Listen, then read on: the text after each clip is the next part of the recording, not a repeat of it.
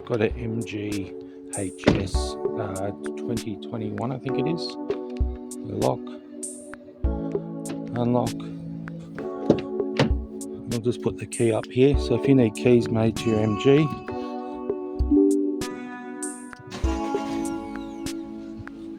0413-120-444, and give you a nice flip key remote like that. So you only use the emergency blade if the battery runs out on the remote.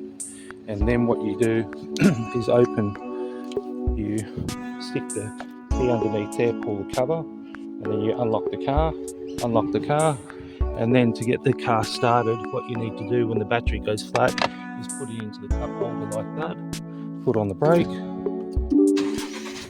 and the car will start. So that's only if the battery goes flat on the remote, but that's how you start the car. Thanks for watching.